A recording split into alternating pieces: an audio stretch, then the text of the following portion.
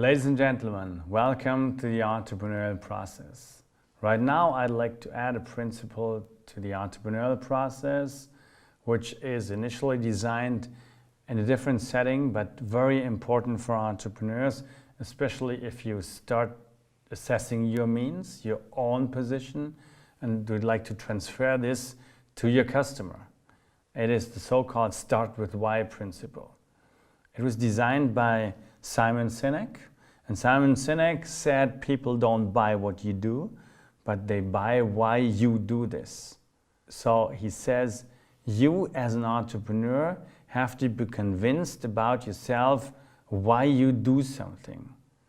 You don't sell a product, and you're not the best paid person to sell a product, but you have a purpose in selling, in doing what you do. This is his principle. And there is a great TED Talk Simon Sinek is doing, so if you want to listen to that, he's basically also explaining that principle. So let me explain that a little further.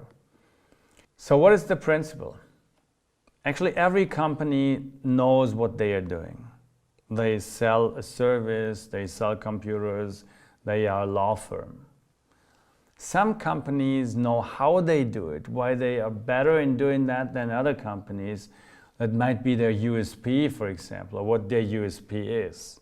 So a law firm says, we have the best lawyers because we only hire from the best universities.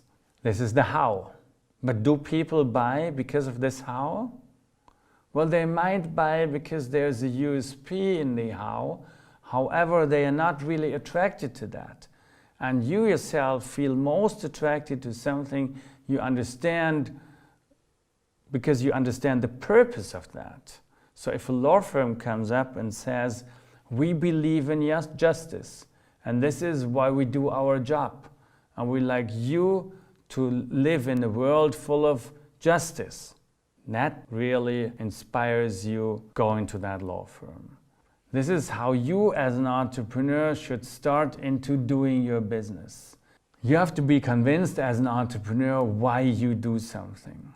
That really helps you selling your products. Because why should someone believe in your product if you don't believe in your product? If you don't know why you do it? And the direction of that is an inside-out direction. You start with the why, that is also how the book is called. Start with your own purpose and your own cause. Why do you want to change the world? And then how you change the world, and you end up in doing what you do. That's how you drive your own decision making and behavior, and this is how you also drive customers' decision making and behavior. Let's take another example, except the law firm. At a computer company, you could say, I'm selling computers. Actually, you can say, I'm selling the best computers because you have the best IT people. So you're answering the question, what are you doing? You're selling computers. How you do that? You have the best IT people. Look at Apple. Did they ever say that? Apple says something else. They say everything we do, we believe in challenging the status quo. So we believe in thinking differently. The way we challenge the status quo is by making our products beautifully designed, simple to use, and user-friendly. And this is why the people bought it. So they start with the why. You say, why do they do computers? And then they end up with that computer which looks differently, and then they tell you how they do it and what they do, but they start with the why. And this is really important because that makes companies successful. That will make you successful as an entrepreneur if you start with the why. Start with the why by yourself, so when you assess the means, and when you then step into your entrepreneurial venture, start with the why. Why do you do something? And this is what convinces other people to go to your company and take your service or your product. Now we looked into the entrepreneurial process, and this process holds true for many successful entrepreneurs, actually many successful entrepreneurial teams and entrepreneurial companies. And this is also our next step, our next chapter, because if we stick to the Apple example, Steve Jobs once said, great things in business are never done by one person. They are done by a team of people. And you can easily understand that.